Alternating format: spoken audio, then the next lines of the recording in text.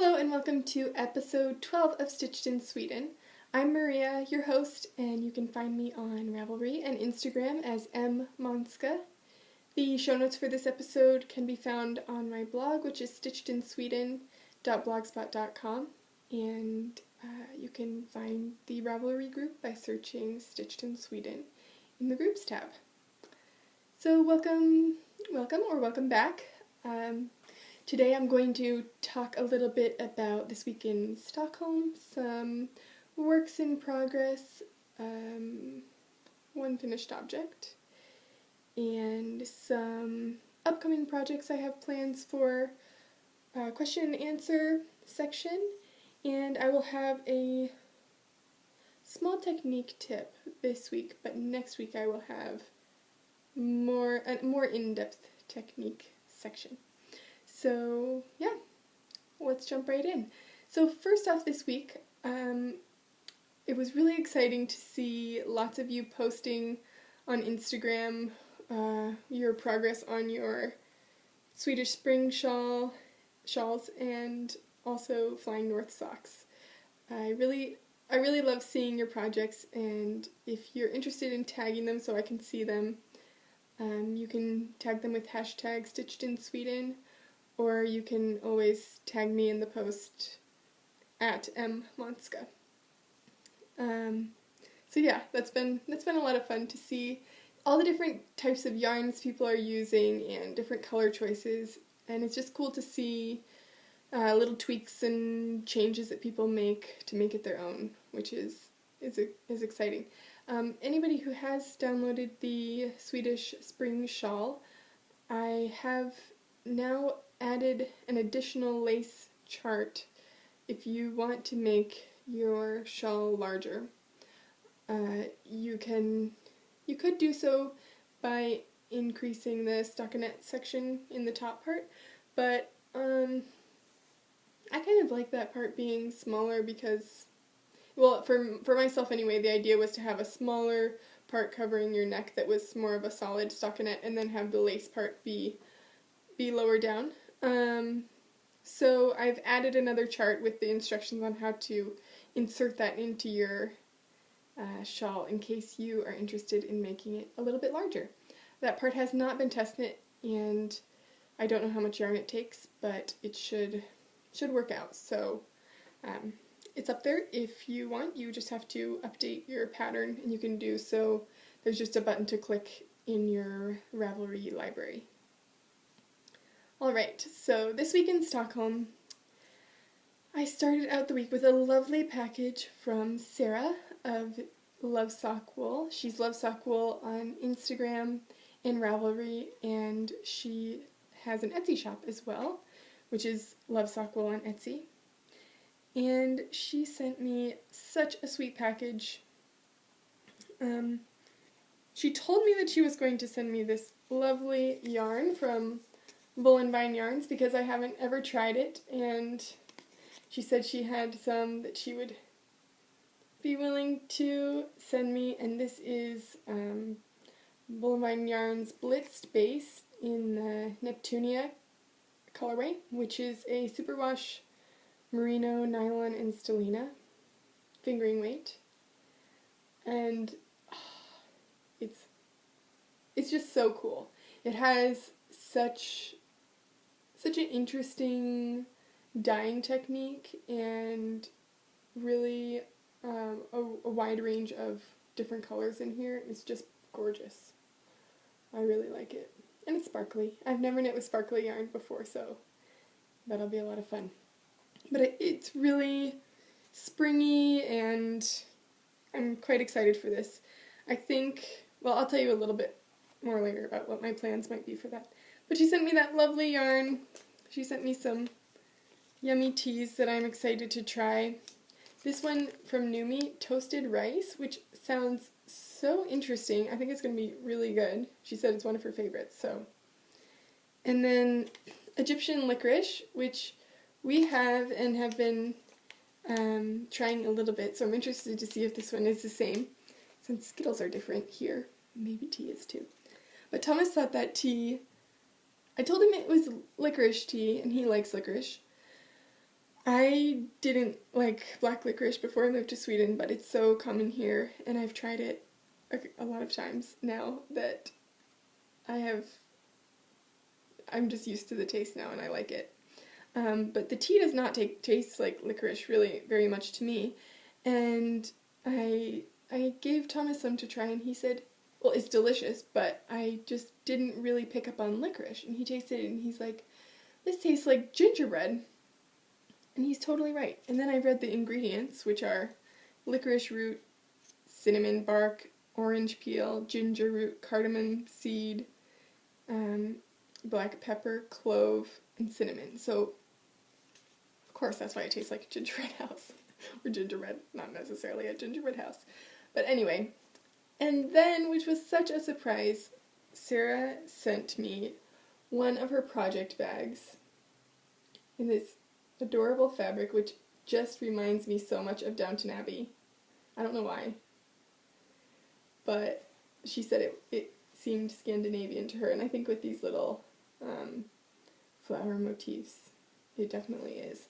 But her bags are lovely. This has a nice kind of plain lining, which I like because then it's easy to see what you have inside. And the inside is like focused on your project then instead of fabric, which I'll show you more of that later. But she has her little logo there, and it has some interfacing or batting on the inside, so it is quite sturdy and stands up on its own, but it's also squishable, so you could easily put it in a bag, like if in your purse or something. I love this bag, and it went with me to knit night on Thursday, and it also came with me to Thomas's parents' house this weekend. So again, that's Sarah, and she is Love Sock Wool everywhere. You can find her shop at etsy.com/shop/lovesockwool, and here's her cool little business card. Maybe you want to see that side. And of course, there will be links in the show notes for that. So that was a lovely way to start off my week, and I've just had this yarn sitting next to me on my desk, kind of enjoying it and the nice bright spring colors, and kind of contemplating what I might want to knit.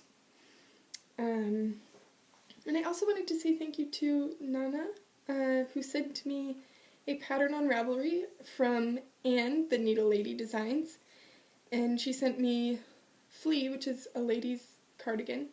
The name is in Norwegian, I believe, but the English translation is Flea, a lady's cardigan, and it's a cardigan that I have been looking at a lot lately, which has a yoked top in color work, and then the body is knit with color work also, but it's one main color with dots of another color. And Nana told me that that is the style of knitting, which is why it's called Flea in Norwegian. And my other top that I was working on, which is called Lice, or that's a translation of it, is also that type of Norwegian knitting, but that it is knit from the bottom up is why it's called Lice and not Flea. So, interesting name, a reason for the name, and some history there, I guess, with the style of knitting. So I'm really looking forward to casting on that sweater because it is a polo, or it's a cardigan, but it's a steeked cardigan, so you knit it in the round and then cut up the front, and it looks like it has some great directions for steeking, so I am going to give that a try, and yeah, I think I will use some of the Jamieson's Shetland Spindrift that I showed last week, so I'm not sure when I'm going to knit that sweater, but it might be more in the fall. I tend not to like to knit very many sweaters during the summer, so we'll just see when I end up doing that. But also this week in Stockholm, we got our bikes out. on, well, Thomas's bike was already out. He's been biking to school some. I got my bike out on Friday, and we biked over to his parents' house. First we went to a mall kind of near their house to look for some new shoes, and it's about 10 kilometers, or between 10 and 15 kilometers, I would say, which is 6 to 8 miles or something. And it was such a beautiful day, just sunny and warm and not windy, and it was a lovely bike ride over there, and we had a nice weekend with them. And then on Sunday, when we were going to bike home, it was raining sideways and so windy, so we ended up staying a couple more hours, and luckily it cleared up a bit, and it was just a windy ride home, but it was still sunny. So it's definitely feeling like spring here, and the days are getting longer and longer, so it's nice to have that light back into my life. So yeah, but this week I have been working on a couple of different projects that I'll share with you. First, I worked on my summer top, which I'm sort of basing on the Water Lily top, which is a sweater from Pom Pom magazine. This is mine. You can see that I'm knitting mine flat. You can see that I knit the body, and I think I had finished that last week when I showed you, and that I didn't show you last week, I just talked about it, because I had started a different lace top and I didn't like it, so I wanted to change the pattern for the lace. So I'm doing a simple, it's called English mesh lace for the top panel, and that will also be on the top of the back. And you can see I made a nice V-neck, and there'll be little sleeves, but I made it too short. I don't know why I do this. For this one it was a little bit hard to tell, because the lace part wasn't blocked out, obviously, while I was knitting it. But I need to take out the bind off here and then knit up probably 2 or 3 more repeats of the lace in order to have the V where I want it and the length of the cardigan. But you can see that's kind of how it's going to be. And I did start knitting on the back of it while I was waiting for the top lace part to dry after I had blocked it to see if it was the right length, which it wasn't. So I've done this much on the back.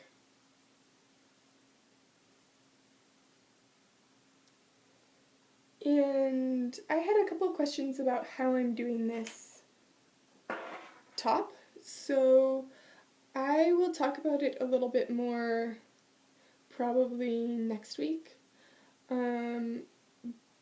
because next week I'm going to talk about a little more in depth about gauge and what it means, how you get gauge, what it means to get gauge. If you don't get gauge, then if you don't get the gauge that's called for in a pattern, what you can do to make a sweater fit you or a garment fit you anyway. So I'm planning on talking about that more next week, and I can use this as kind of an example of that. So hopefully I'll have ripped out the top next week and knitted that up again, and maybe have gotten a little bit farther on the body as well. I also this week worked on the loose top. I don't know exactly how you pronounce it. It's in Norwegian. But this is from Pom Pom Spring 2015 issue 12. And I'm knitting this out of Host Garn Super Soft in Sugar Snap and Geranium. Here's the picture in the magazine. You can see that's how you spell it. It's by Mare Stevens. And it's just a nice lightweight summer top I'm knitting mine out of a very lightweight fingering bordering on lace yarn. And this is the same style as the cardigan that I was gifted this week. Okay, so this is in my bag. Kind of matches. Really like it. I didn't get so far this week, but I just picked this up actually before I started podcasting and got quite a bit farther and kind of got into the groove with it. So I'm definitely going to keep knitting it. Before last week I was saying I was a little bit worried that it looked too much like a strawberry. And I had some reassuring comments that it wouldn't look like a strawberry unless I added a green collar, which I thought was hilarious because then I would definitely look like a strawberry. But I do like how it's coming out, and I think I'm going to keep knitting.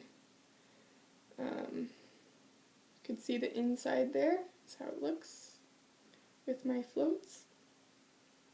I'll talk about this little part in a little bit. But that marker is where I was last week, and so I pretty much doubled it this week, which isn't saying much because I wasn't very far last week either. But I've kind of decided that I don't like knitting two garments at the same time, especially because I'm knitting this one and my blue top that I just showed you. These are knit out of the same yarn. It's from the same spinnery mill in English. Spinnery. Well, it sounds the same anyway. You know what that is. And this is Holstgarn Super Soft, which is 100% wool. And this is from Magazine Duet, and it's also the Super Soft. It's from the same mill. And it's basically the same yarn. This yarn comes it already comes caked up like this because it comes off of this is how it is in the mill. It's from the cone in the mill.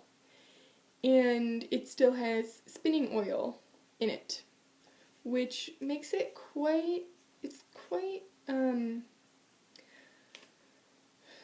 it's a little bit rough, like it's a little bit, the texture is not quite soft. It's not soft. Feels a little bit stiff, like it definitely feels like something is still in it. It's not the most pleasant thing to knit just because like when I have it twisted around my hand, it kind of grips on my hand in a weird way, and I don't really like it. But I know that when it's done, it makes a lovely, drapey, and very soft fabric. So I know I like the finished project, and I probably should have washed the yarn first. I could have reskeined it and then washed it, but I wanted to start knitting right away, so I didn't do that. And I know I talked about that as one of my technique tips in a previous episode, so I should have listened to myself and done that, but I didn't. So, it's kind of, I guess, I want to get one of these tops finished this week because I don't like knitting on two tops that are in the same yarn, because if I need a break from one of them, knitting on the other one feels almost exactly the same. So, if that makes sense. But I'm going to try to get a little bit more progress on that done, on both of those done this week, so that I can move on to something else. And so I can wear them, not soon, it's still too cold. But, I don't know, maybe inside with a sweater. Another thing that I have been working on this week is my second Swedish spring shawl, and I am knitting this in Yaku 416, which is 100% superwash wool, and I'm knitting it in the Solmansblå colorway, which is dark blue, and it's number 1710, and I really like this yarn. I know that it's not available in the US, and I'm sorry about that. But it's sort of similar to Knit Picks Stroll. It's nice and bouncy, and it has great stitch definition, and I like the colors that they have of it. So anyway, this has been sitting in my bento bag, which I've been taking with me this week, and I'm at the lace section now of this. It's a really dark blue, so it's getting blown out a little bit on the camera, but it's definitely a good solid navy. The yarn ball it's like that dark. Anyway, there is the first lace repeat, and I have started the second one. I'm not going to make this one larger with the chart that I just put out. This is a shawl for Thomas's mom. She has requested it, and I think she'll just like this. She likes mine, that's why she wanted it, and I think she'll like this size, also because she'll wear it in the front like me with a jacket. But I am knitting this on my ChiaoGoo lace needles, in the fixed circular ones that don't have a bend here, and they're a pointier tip. And I'm knitting these in a US size 5, which is a 3.75 millimeter needle. So yeah, I will definitely be finished with this week, and I will get it blocked out to show you next week. But it's been fun to knit this shawl this time with the pattern already written up, because I feel like I'm knitting it from a pattern, whereas before I was knitting it from scraps of paper, basically, as I was designing it. So it's cool to have my own pattern in my PDF library on my iPad and just be able to follow that easily. Because I find like when I'm designing patterns, or if I'm just making up a pattern as I go for myself, like this blue top here, I have papers everywhere, and I have lots of nice notebooks that I could write everything down in, and I have, notepads and things like that. But I'll be sitting on the couch or something, and my notepad will be in the other room or whatever, and I'll have to write something else down on another little piece of paper, or I just won't write it down at all, and I'll think, oh, I'll remember that. I don't know why I do that to myself, because I never remember. Anyway, it's very nice to be able to knit from an already written pattern. Okay, so my finished object this week, speaking of little pieces of paper everywhere, is my most recent design, which is currently being test knit. And this is the shawl pattern that you saw last week, but now it has been finished and blocked, and it's rather large. But here it is, and I knit this in this lovely purple color. Is called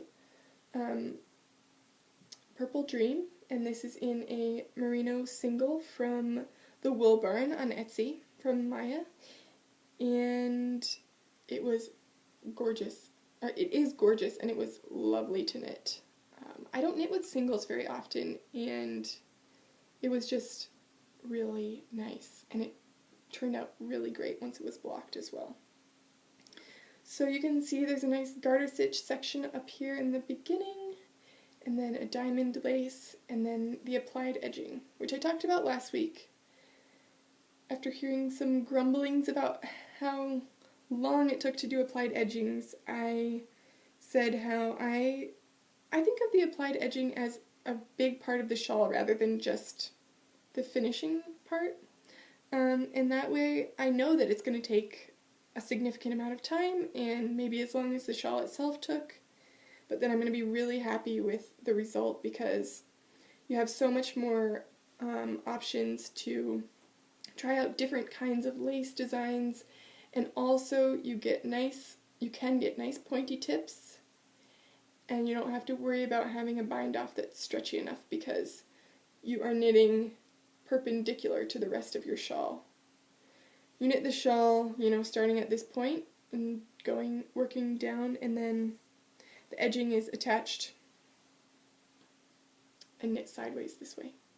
So you're only ever binding off, I think, 5 stitches at a time.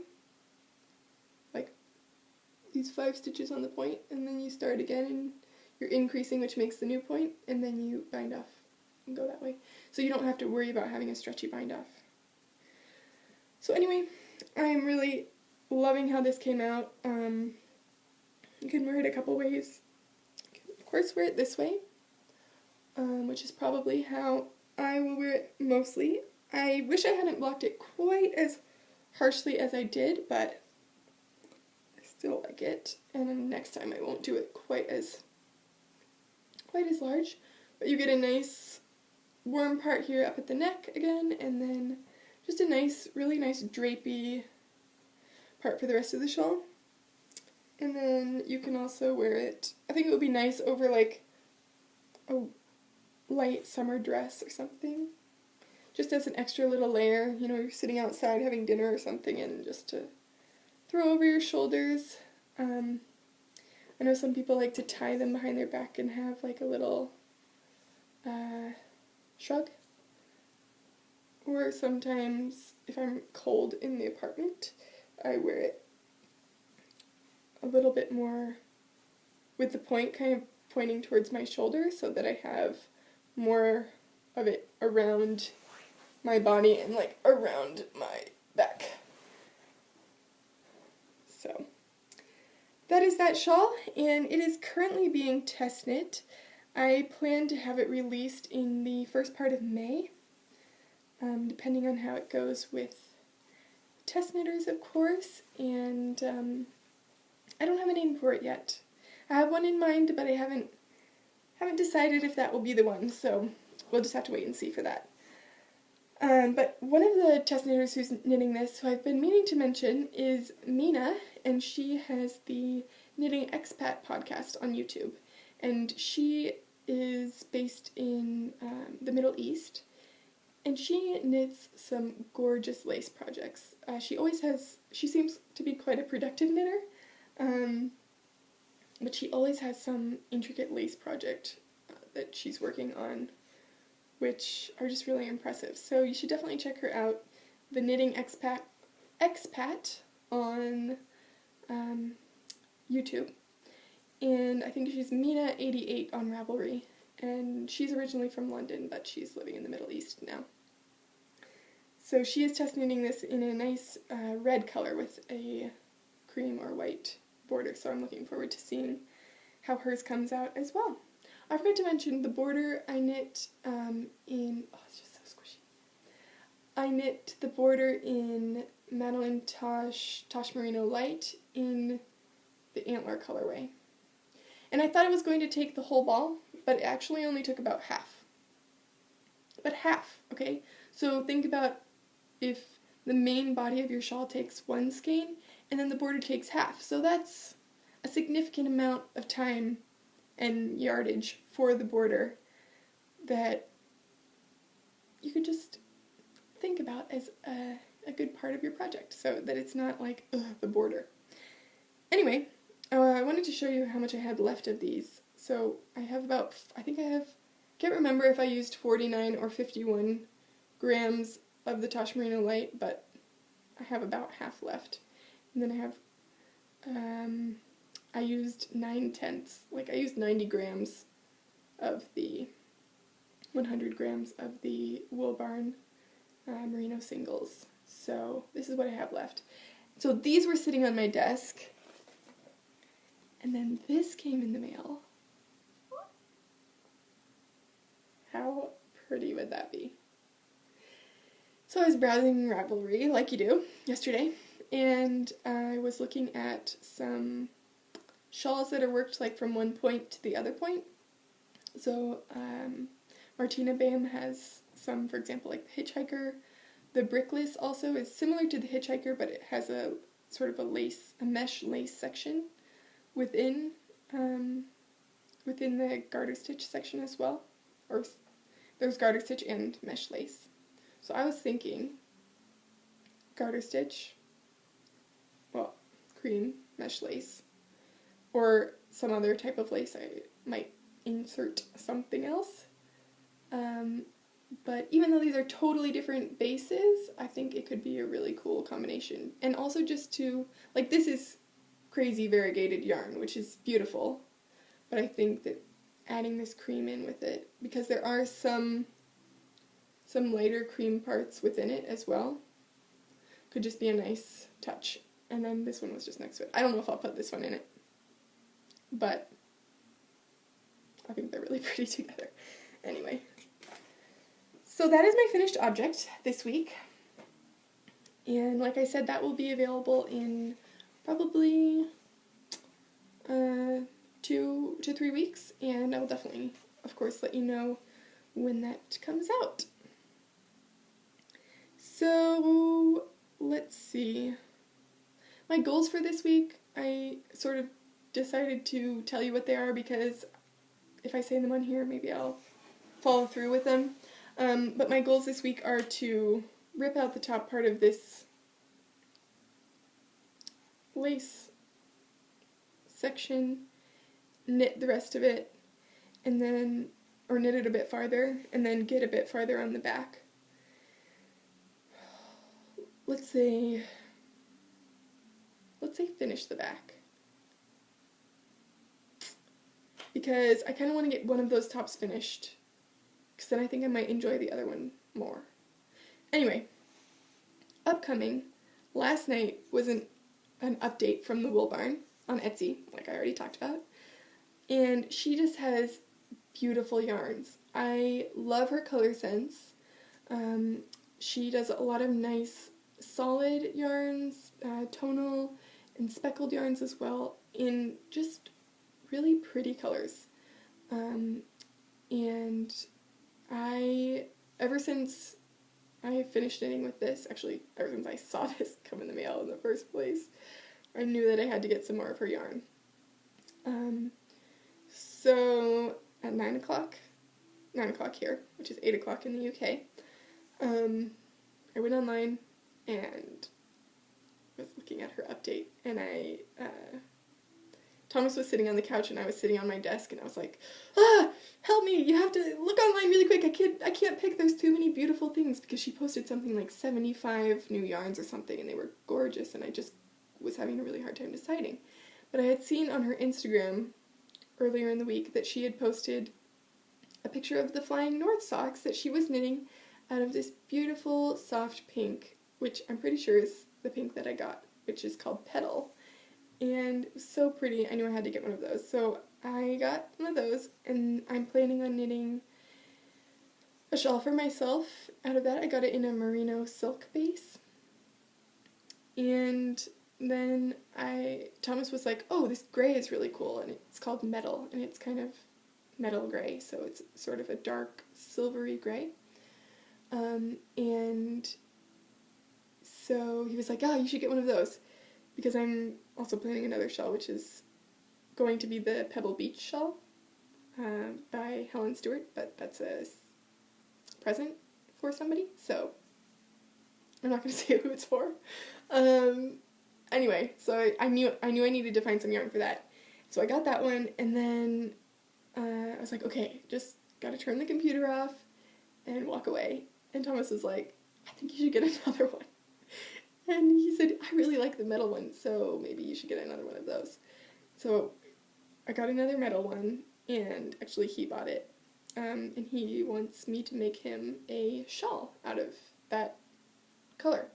So sometimes he wants to borrow one of my shawls, but all of my shawls are kind of lacy.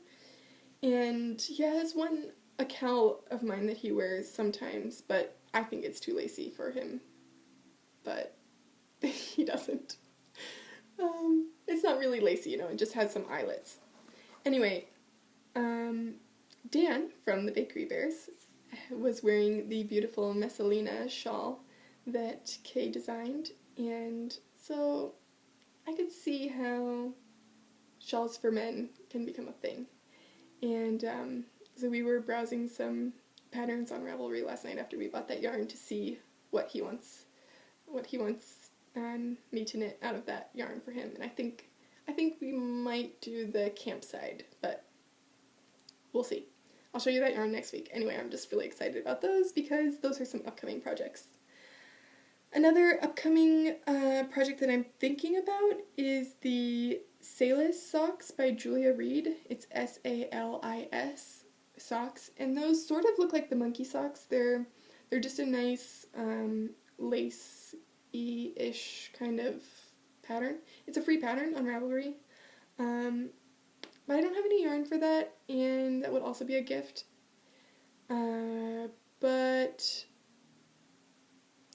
I am picturing them in a soft pink or lilac, but I just don't know what yarn it's going to be yet.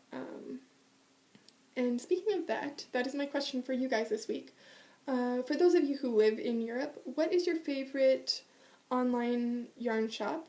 I love supporting my local yarn shop and also independent dyers on Etsy, but for some things I just need a good solid workhorse yarn, I guess you could say, like Opal or Regia or something, which is what I'm kind of thinking I might want to knit these socks out of, but I'm not sure yet. So anyway, what is your favorite online store in the EU?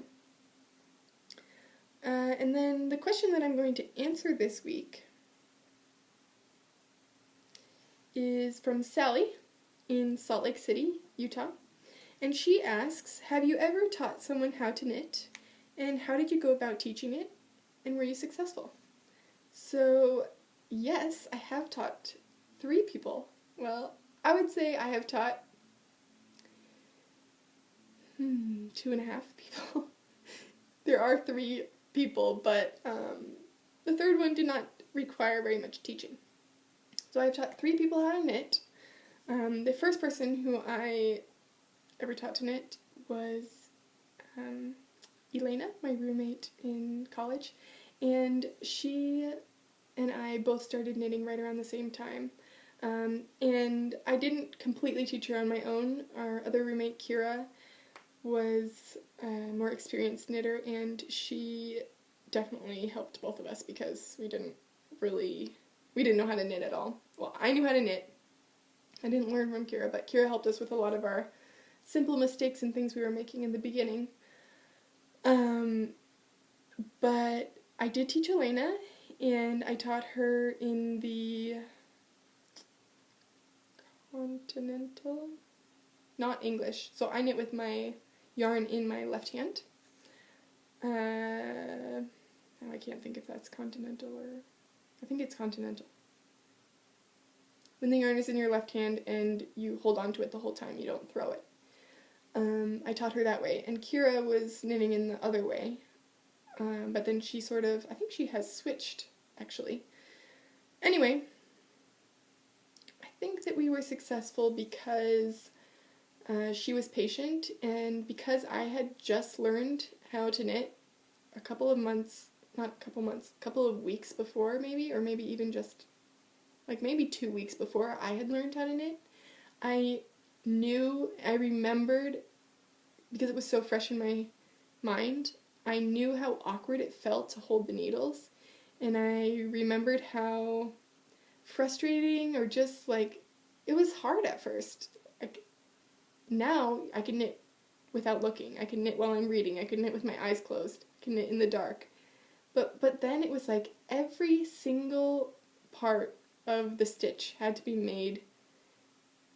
Every movement to make one stitch was so purposeful, and you had to remember exactly the order to do it in. And so I think because that memory of learning was so fresh in my mind, I knew that what really helped me was just to have someone sitting there, letting me hold on to the needles, and just having them take their hands away, not like, oh, no, you're doing it wrong, jumping in like that.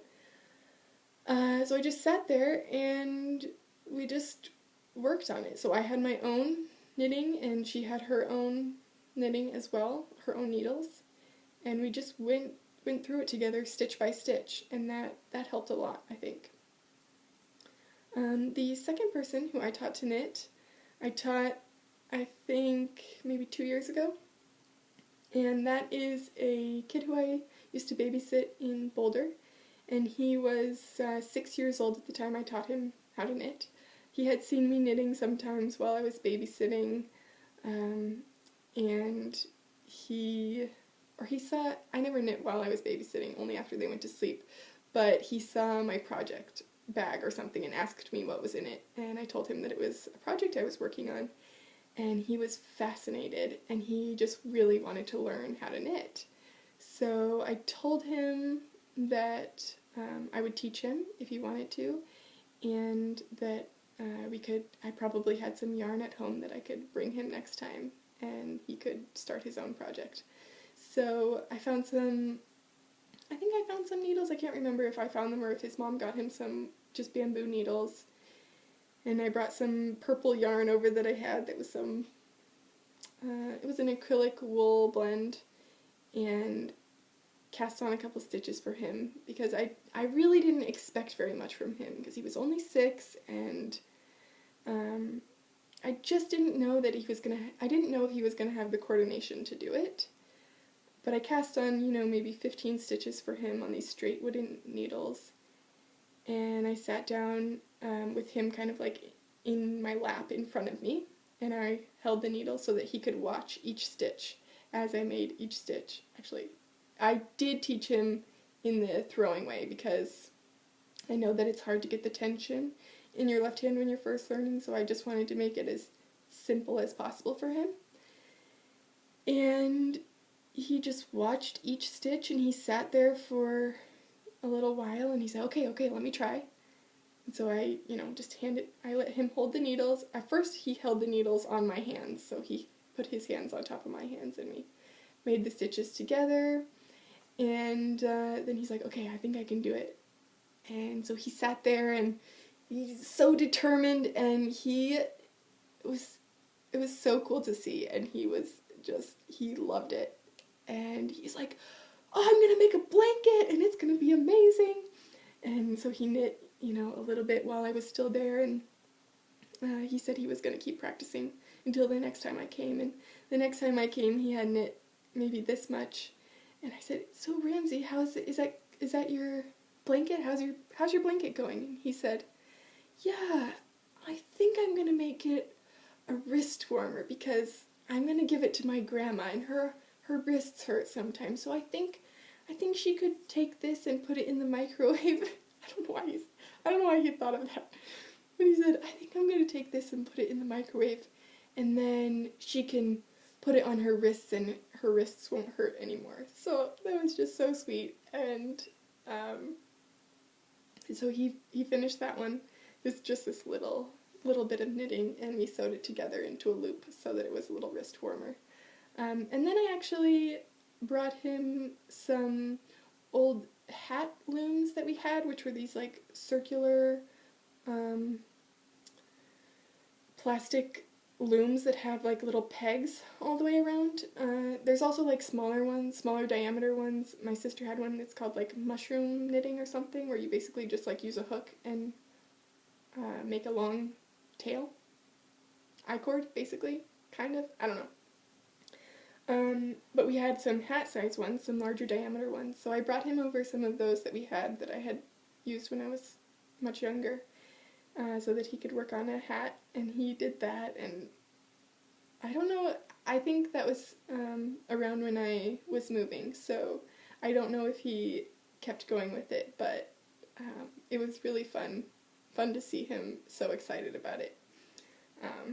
So that was definitely, I would say, successful and helping to add to the male knitter population.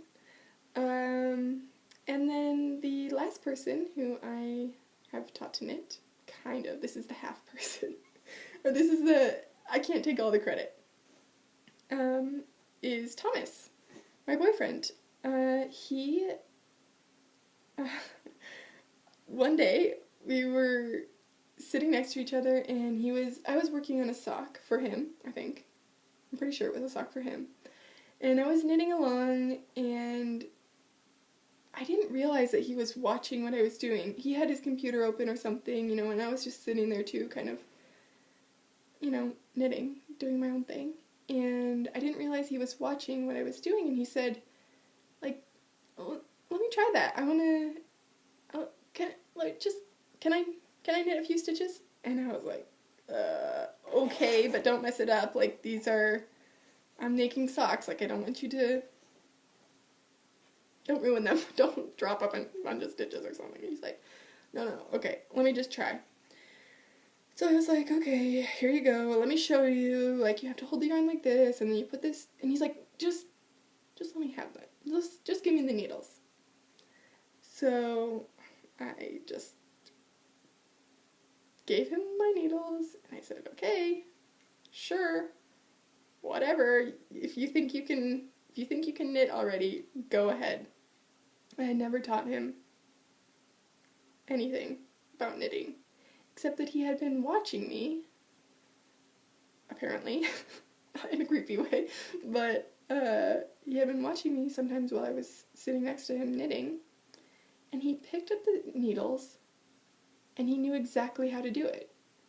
And he didn't know how to purl, but he could knit. And I was like, how did you know how to do that? And he just made the stitches one after another. Of course, they were pretty tight, because he was having a hard time getting the tension in his left hand.